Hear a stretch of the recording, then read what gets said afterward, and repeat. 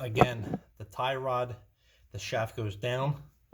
On the ball joint, the shaft, I'll use the tie rod as an example, goes up.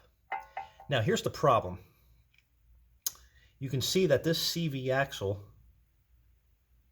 that goes into the wheel hub sits directly above that. So what that does is makes it very difficult to get out. So this, I had to use an open-ended wrench to both get it off and get the new one on. There's no room for a socket. Now the stud on the ball joint actually has a hex head on the end for an Allen wrench. But the problem is there's no room to get an Allen wrench on here. So one thing that I was told to do with that, let's go back over here to the tools. If you need to use one to get the old one off or get the new one on. So here's the new ball joint. You can see the end of that as a hex head. Again, you're not going to have room to do that because of that CV axle piece. So one tip I was told, if you need to use this, is get an Allen wrench that you don't mind destroying. Get some type of saw or chop saw and chop this off here to shorten the length of this.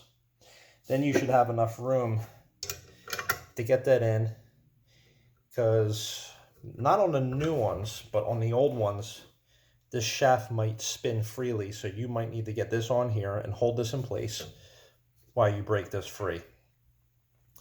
What I ended up doing on my old one, because it was doing just that, spinning, I actually put my car jack under this, jacked it up to apply pressure, and the pressure was enough to hold the ball joint in place, so I was able to break the nut free and get it off. The new one, which I have installed on my driver's side, it was actually pretty solid, where I didn't need this, and I was able to tighten this down without this shaft spinning, so it worked out good.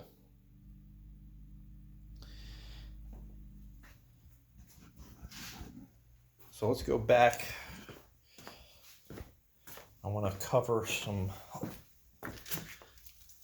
just want to go over this one more time with you so you understand what's going on. Again, control arm has two bushings, one built in, one not. The one built in goes here, bolt through, 21 millimeter, 111 foot-pounds. The other end of the control arm that goes through the bushing down here, the two bolts that hold the bushing onto the frame are 18 millimeter, and they get torqued to 55 foot-pounds. The nut on the end of the control arm is a 24 millimeter, 144 foot-pounds. And I've tested all of these on the other side so far, because my other side is done, and these torque ratings worked out perfectly fine. Outer tie rod to where it goes through the knuckle, 22 millimeter nut, torque it to 22 foot-pounds. And then where the ball joint goes through, the nut on that is 21 millimeter, torque to 30 foot-pounds.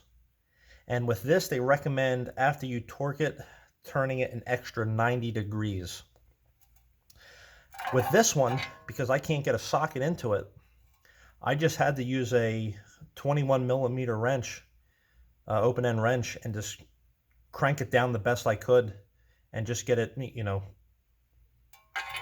as tight as I can with a wrench, because I cannot get a socket in there to do so. And then again, the jam nut on your end of your tie rod, that is a 24 millimeter.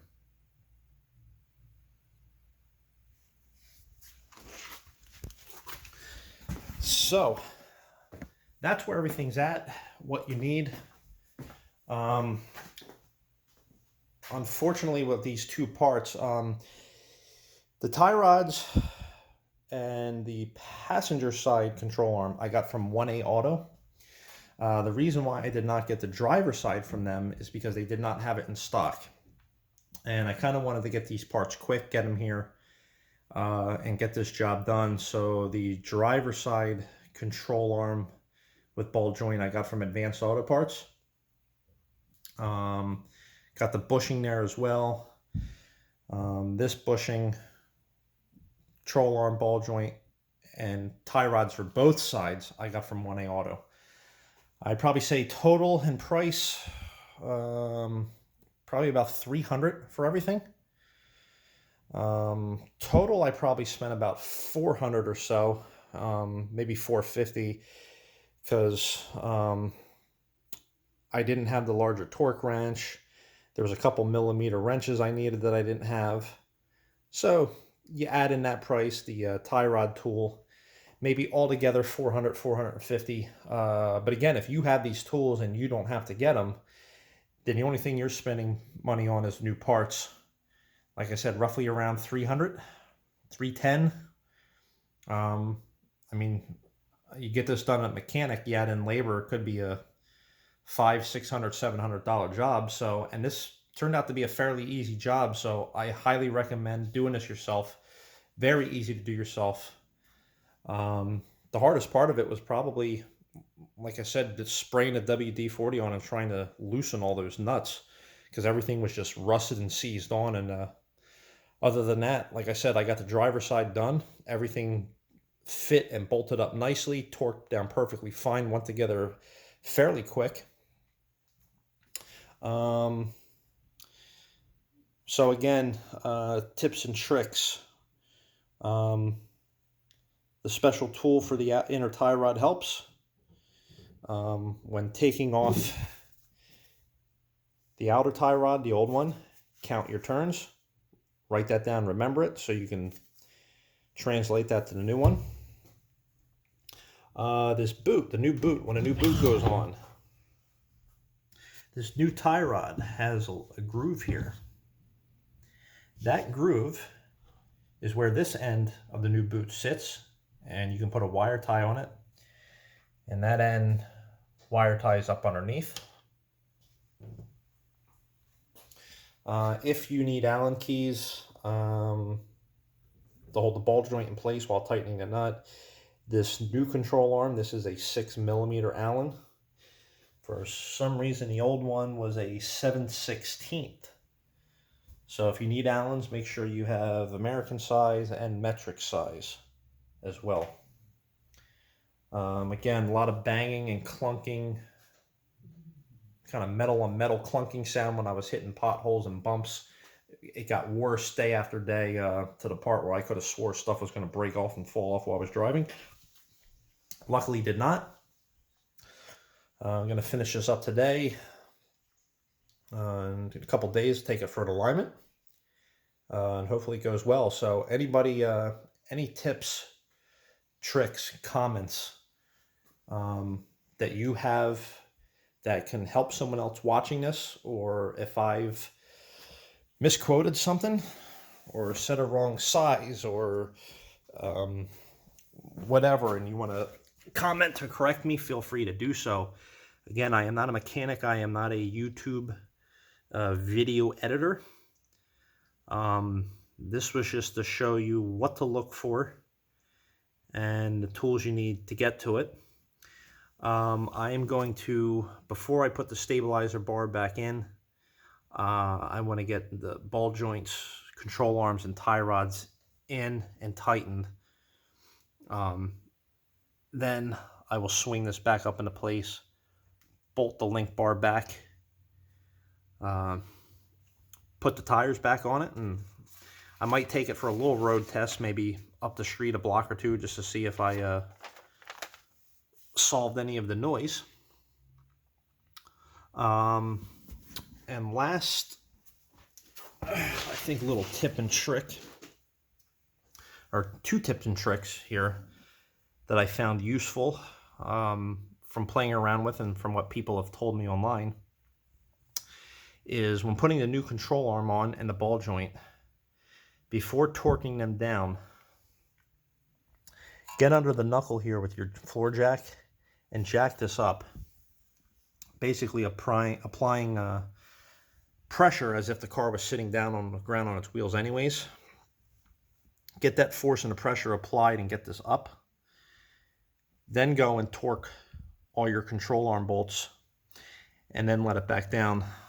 I was hearing a couple people say that if you leave this down and torque them down, then when you go to put the tire on and lower the car on, sometimes the bushings can kind of rip and tear. I don't know if that's true. I'm just telling you what I heard online because I don't know too much. I just went with it. And it seemed to work fine. So if you don't have to, feel free to comment and let me know and let others know that it may not be needed. But it was no big deal to do it. Also, last tip for the tie rods, because the shaft of the inner tie rods is basically on a pinion system, I found it easier that if you get in your car and you turn your wheel to the left or to the right and have this fully extended, it makes it a lot easier to get to it. So turn your wheel all the way to the left to get the right side to extend, and then opposite way for the other side. It's going to make it a lot easier when this is sitting out here to get to than if it was all the way back here. So I believe that's it. And that's it. Sorry the video is so long. We're almost on 35 minutes here. I just wanted to make sure I covered everything minus the complete job itself. And again, if I missed something or misquoted something, please feel free to correct me. That will help with others trying to learn. And any comments or tips that you may have that I did not mention, comment, leave it. Let me know what you think. Again, 08 up to 2013, Outlook, Traverse, Acadia, and Enclave. You can do this. This is very simple. Save yourself a lot of labor cost. And I hope this helped you. Thanks, guys.